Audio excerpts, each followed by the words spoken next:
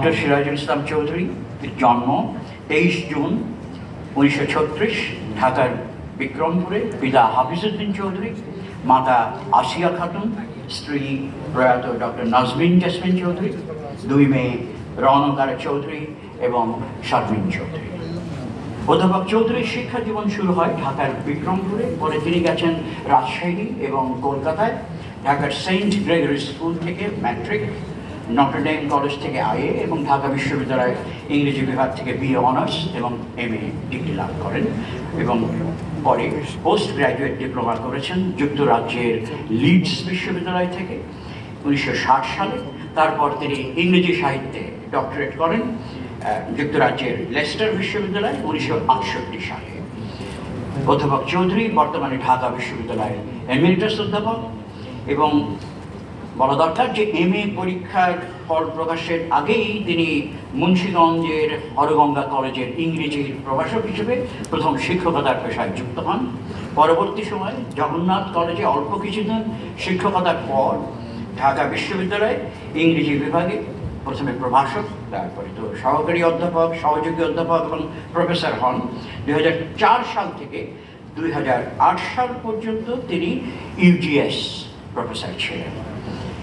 100-এর অধিক গ্রন্থের রচয়িতা অধ্যাপক সিরাজুল ইসলাম চৌধুরী 21 পদক 1996, বাংলা একাডেমি পুরস্কার 1978, ঢাকা বিশ্ববিদ্যালয় গবেষণা স্বর্ণ পদক 1988, কাজী মাহবুবুল্লাহ পদক 1983, বাংলাদেশ লেখক শিবির পদক 1975, লেখিকা সংঘ পদক 2001, আব্দুর রব চৌধুরী পদক 2004, অলক্ত সাহিত্য পদক 1988 সাল, ঋষিজ পদক 2010, দৈনিক ডেস্টিনি গবেষণা পদক 2010, মার্কেন্টাইল ব্যাংক সাহিত্য পদক 2011, জাতীয় কবি কাজী নজরুল ইসলাম বিশ্ববিদ্যালয় সম্মাননা 2013, মানবাধিকার নাট্য পরিষদ সম্মাননা 2013, গীতাঞ্জলি সম্মাননা 2013, অস্ট্রেলিয়ার universities academic award 2015, Nazrul institute থেকে নজরুল পদক 2016,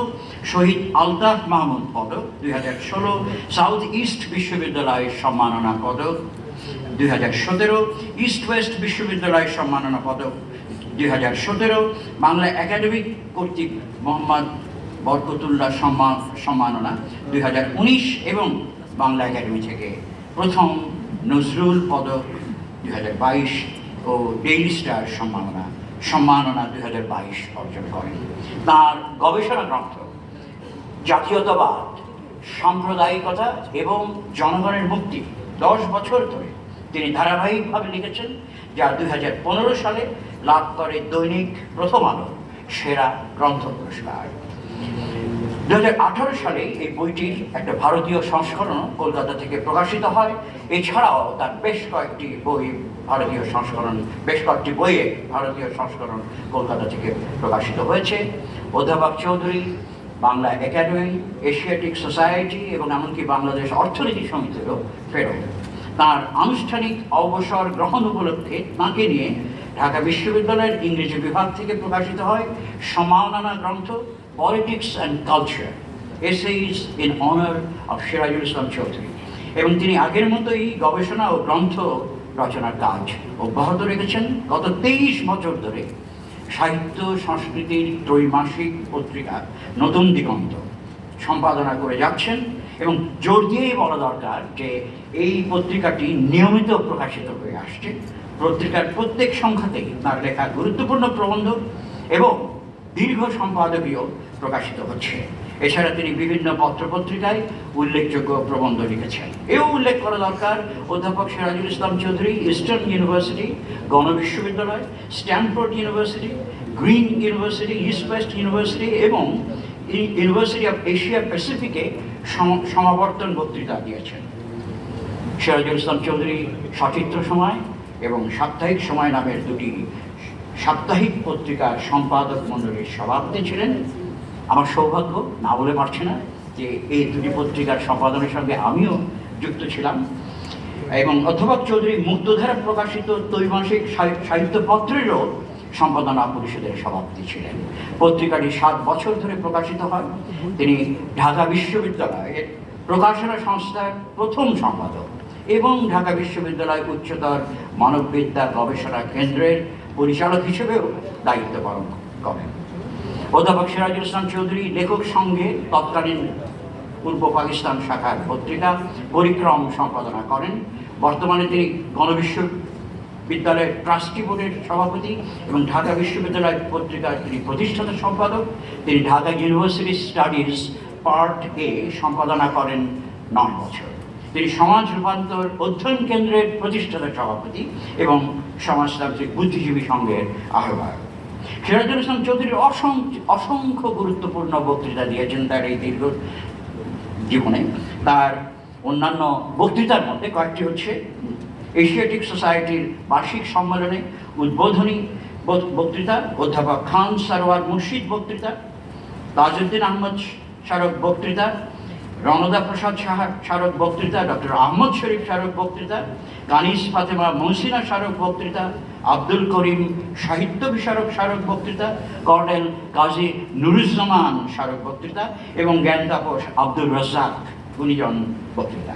তাঁর সভাপতিত্বে সমাজ রূপান্তর অধ্যয়ন কেন্দ্রের গবেষণা ও স্মারক বক্তৃতা নিয়মিত অনুষ্ঠিত হচ্ছে।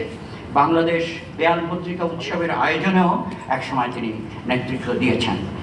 এও এখানে বিশেষভাবে উল্লেখযোগ্য যে এথিক্স সোসাইটি নামে একটি বেসরকারি গবেষণা প্রতিষ্ঠান সিরাজুল ইসলাম চৌধুরীকে ঢাকা বিশ্ববিদ্যালয় শ্রেষ্ঠ শিক্ষক হিসেবে সম্মানিত করেছে। হ্যাঁ, অধ্যাপক চৌধুরী একজন সফল ও সম্মানিত শিক্ষক। তাঁর কাজের উপর এমফিল পর্যায়ে একাধিক গবেষণা হয়েছে, পত্রপত্রিকায় লেখা হয়েছে। তার পরিচালনায় 9 জন গবেষক পিএইচডি ডিগ্রি লাভ করেছেন। বিশ্ববিদ্যালয় পর্যায়ে তাঁর রচনা পড়ানো হয়। সাংস্কৃতিক ও সামাজিক আন্দোলনেও তার অংশগ্রহণ উল্লেখযোগ্য। কর্মজীবনে তিনি ঢাকা ও জাহাঙ্গীরনগর বিশ্ববিদ্যালয়ের সেনেট ও সিন্ডিকেটের সদস্য ছিলেন। 3 বার তিনি ঢাকা বিশ্ববিদ্যালয় সেনেট কর্তৃক উপাচার্য নিয়োগের প্যানেলে মনোনয়ন পান, কিন্তু তিনি উপাচার্য হতে আগ্রহী ছিলেন না, তাই উপাচার্যের পদনিয়োগে সম্মত হননি। তাঁর অবস্থান ছিল বিশ্ববিদ্যালয় গণতান্ত্রিক সংস্কৃতি গঠনে সহায়তা দানে। 2007 সালে তাকে বিশ্ববিদ্যালয় মঞ্জুরি কমিশনের চেয়ারম্যানের পদ গ্রহণের জন্য অনুরোধ করা হয়েছিল, কিন্তু তিনি সম্মত হননি। তিনি ঢাকা বিশ্ববিদ্যালয় গ্রন্থ সংস্থার প্রতিষ্ঠাতা সম্পাদক। ঢাকা বিশ্ববিদ্যালয় উচ্চতর মানববিদ্যা গবেষণা কেন্দ্র তাঁর উদ্যোগেই প্রতিষ্ঠিত হয়।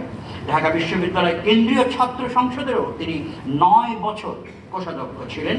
ঢাকা বিশ্ববিদ্যালয় শিক্ষক সমিতির সম্পাদকের দায়িত্ব তিনি পালন করেছেন।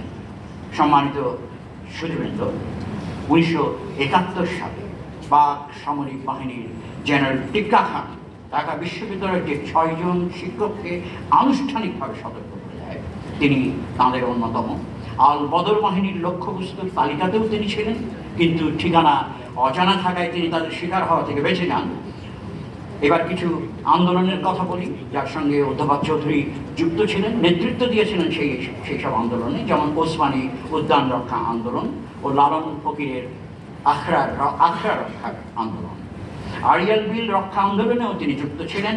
বহু গণতান্ত্রিক ও সামাজিক আন্দোলনে তিনি সকল সময় সামনের কাতারে থেকে নেতৃত্ব দিয়ে এসেছেন। স্বনামে ও ছদ্মনামে তিনি পত্রিকা ও সংবাদপত্রে কলম লিখেছেন, যেগুলোর মধ্যে দৈনিক সংবাদে লিখিত গাছ পাথরের সময় বহিয়া যায় বিশেষভাবে উল্লেখযোগ্য। এই কলম তিনি একটানা 14 বছর ধরে লিখেছেন। 1960 থেকে 65 পর্যন্ত তিনি মাসিক পূবালিতে ঢাকায় থাকি নামে একটি কলম লিখেছেন নাগরিক ছদ্মনামে। তাঁর প্রয়াত স্ত্রী ডক্টর নাজমা জেসমিন চৌধুরী ঢাকা বিশ্ববিদ্যালয়ের আধুনিক ভাষা ইনস্টিটিউটে শিক্ষকতা করতেন এবং নিজেও একজন সুপরিচিত লেখক ছিলেন।